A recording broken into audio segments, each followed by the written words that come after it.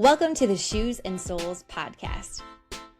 My name is Brittany Stacy, and I am a wife and mom to 3 boys, 2 who are hearing and 1 who's deaf. On today's episode, we'll finish our conversation with Chad. We begin today as Chad explains how while he had many positive aspects to his childhood, it wasn't without struggles.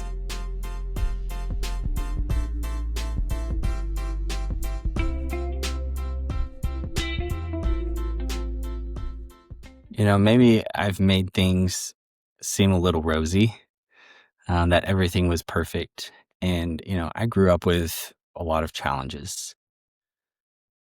There were times that I felt a little bit left out, frustrated at not being able to understand everything that was going on around me. But, looking back, I know that my parents and my church, they did the best that they could. And so, while everything may not have been perfect, God still worked through all of it. And I would say even using those difficulties and challenges specifically for you, that's something a hard pill to swallow, I think, as parents too, to go, not only did God give us deaf children, but he also put them in a context with mostly hearing people for his purpose for them too, for us to surrender their challenges and their difficulties to God, to say this also was a part of your design and a part of your plan. Yeah. I appreciate you saying that, because I think, we could hear good stories and go, okay, but we also face the reality and can go, but what about friendships? What about youth group? What about when they're asking tough questions and need mentors other than their parents? Where are those people? And it really comes down to, is God God or not? Was he God at the beginning, when you were making decisions about speech therapy and technologies and what school system? And is he still God now when there's high school, middle school drama and issues and feelings of being left out and all of those things? And really, is that surrendered to God? So thank you for saying that. I want to ask you about, so you said your dad went to a deaf missions conference, and then later in your life, you became the executive director for Deaf Missions. Was that something, where did that inspiration come from for you? Did you want to go into ministry? Was there an opportunity that just kind of led you that way?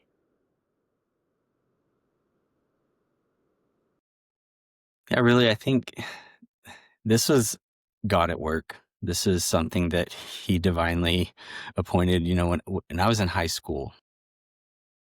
The executive director and founder, his name was Dwayne King. And he approached me while I was traveling through Minnesota. I had stopped to visit my family there. And so he sat down and we had a really great conversation. And he encouraged me and challenged me to consider ministry in the future. And even said, hey, maybe you would become the next director of Deaf Missions. And so, God, looking back, God really used that to plant a seed in my heart for the future calling that he had for me. And so I went to Gallaudet for my bachelor's and master's degree. And when I was in the last year of grad school, of course, I started thinking about my next steps after graduation, finishing my master's degree. What am I going to do next? And so I just started praying, and I felt God just reminded me of my past growing up, what he had done for me. And I was like, oh yeah, Deaf Missions. There was this role here that it had in my Christian journey. And so I reached out to Dwayne, and imagine at that time I had, if you can think about it, I was using a TTY. That's the technology we had at that time. Man, we are so blessed with video and all of this technology, but we were typing back and forth on the old TTY.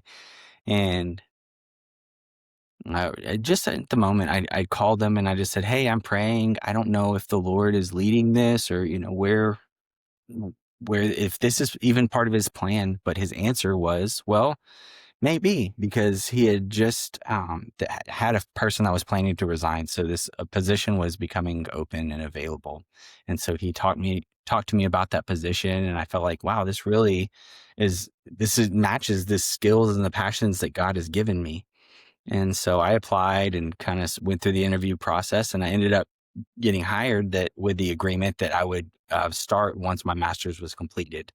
And so, you never know the power of a person, in a young person's life, just planting seeds and seeing what happened, because that had been several years that seed, that God's calling actually began to grow, and it started waving, said, hello, okay, the seed is now here. And so, that was just God's plan through that. It makes me think of my son after meeting you at my house saying in a conversation, who knows what will happen, but in a conversation saying Yeah. he wants to work where Chad works.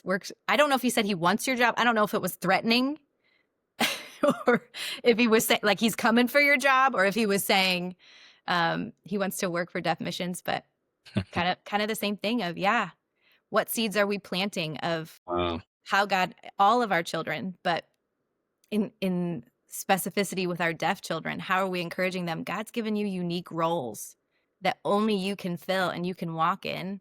And it might be missions, it might be local missions, it might be overseas missions, it might be, you know, Yeah. Yeah, absolutely.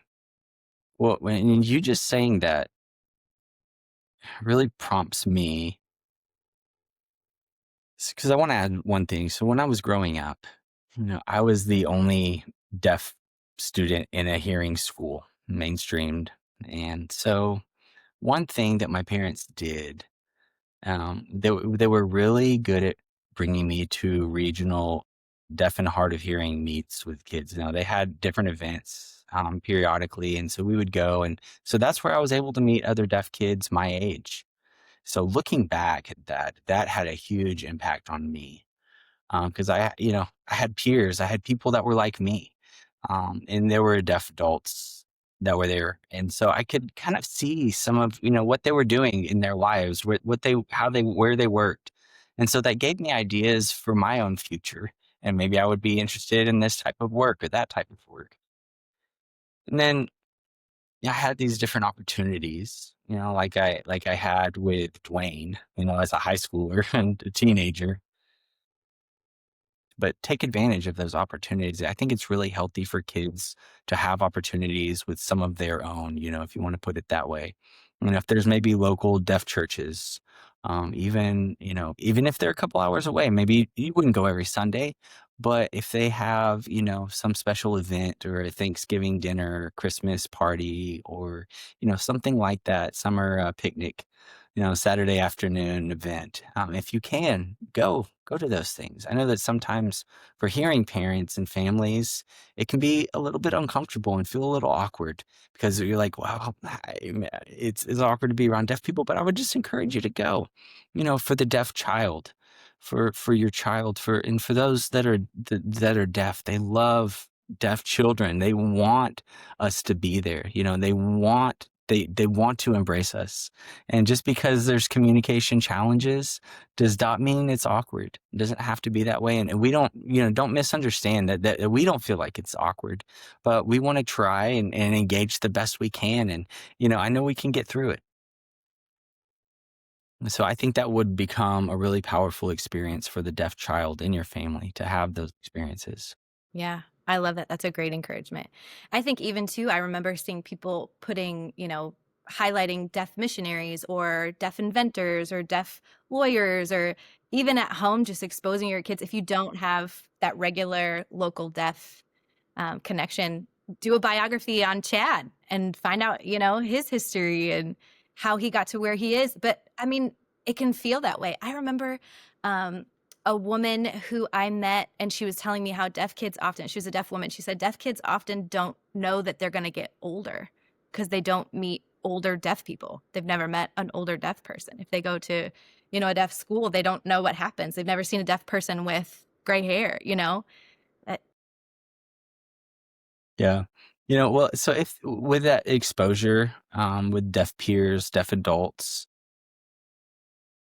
just take those opportunities when and where you can. I grew up in a rural area, and I was an hour from any big city. And so it wasn't realistic for us to be a part of a deaf church an hour away. Um, and a lot of deaf community events that were happening, in the big city. It was impossible to go be a part of everything. But, as my parents and family could, they would take me to these regional events and things that were happening in the community. But just, wherever you can, seize those opportunities to make those impacts and influences, because it really did impact and influence my life. Yeah. And I think, I mean, for as much as I love what you said about just because it's awkward doesn't mean that it's not good, right? We can lean into that knowing it's good for the deaf child. But I think it's also encouraging for us Right. that we hearing parents need to see deaf adults as well, deaf believing adults, um, to know the greatness that is possible for our kids, that it's such an encouragement. It's how the body of Christ is supposed to work, not deaf people over here and hearing people over here. We're a body together. We need each other's gifting and skills and experiences. And that's such a great comment about doing the hard step of going, even if I felt like throwing up when I went to my first deaf event. Was like, oh, I just don't want to go. And then the weight of like leaving and being like, I've got to go another time. I'm going to have to do this again, you know, and getting over that. I've got to do it for, you could say you've got to do it for your deaf child, but you could take it one more to say, God's commanded this of you, that you would take the call of being a parent to any deaf or hearing child you have in your home, that God's called you to be the spiritual disciplers. And so take that command to say, okay, do the next thing, Yeah. Yeah. knowing that it's hard.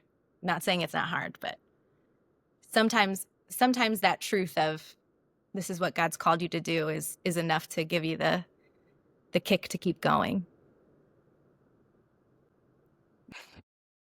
Yeah. Yeah. Just do it. Mm-hmm. Yeah. Well, I think we have talked about a lot of things that are so encouraging. I love the idea of consistency, like the bazooka lady, just regularly showing up. The church sending your dad to go get some training that would be helpful for him, financially putting that out there. I love the sacrifice of your dad of playing the piano every week and swinging his legs over and then interpreting all of that. And then even, you saying they weren't perfect. Your parents weren't perfect. And exemplary ASL interpreters and deaf ed teachers and all of those things, they were just faithful. And how God blessed that seed. I think that's all so encouraging to us to go, okay, God, today, what do you have me to do today? And I'm going to trust that you're going to use these efforts for your purpose, for your kingdom's cause. So if before we end our time, would you do you have any other words of encouragement or challenge for parents who have the gift of a deaf child or deaf children in their home? What would you tell us?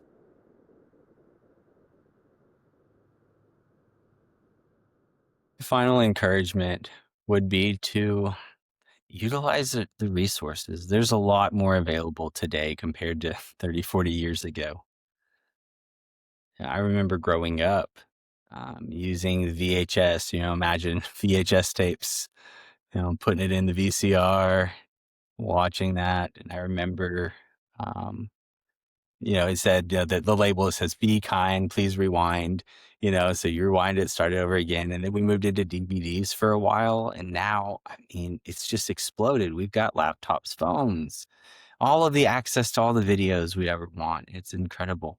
And so just encouraging you to, go to Deaf Kids Connect. Your website, they have an app. There are so many resources for deaf children and their families there. Hearing siblings are able to watch a lot of these videos and sign, and a lot of those have voiceovers and they have subtitles, captioning. And there's another website, Deaf Missions website. They have a website and app, And so I would encourage you to utilize those resources for children. And they're adding those daily. They're adding additional resources. And so, some of these might be Bible verses in sign language. Some are children's programs with educational, Christian themes, principles, Christian godly principles. And so, you can access a lot of those just through, if your TV, if you've got a Roku or Apple TV, you can screen mirror things. You can watch them on your TV at home through different streaming options. A lot of the sign language, there's a lot of exposure that kids have today that you can utilize. And so it's hearing siblings too. So I think that would be my last encouragement, is just to utilize the resources that are available today. Yeah. Yeah. I think about that. I'm thankful that God orchestrated my family in such a way for my son to be born in this day and age. There's a lot of hard things about that, and there's a lot of really awesome things about that. So I think that that's excellent. And one thing I would say, I always tell parents, because I love the ASLV, so it's the Bible translated into ASL. But I always tell people, which I didn't know this, my husband Pete told me this, you can change the playback speed to like 0.25 to watch it very slowly Yeah. to try to catch the signs that you can. So I always tell people that you can change the playback speed, and people go, oh, and then we're way, Yeah, you could do like 1.5 or maybe 2x for your son. Clunk. Yeah, exactly. I love it.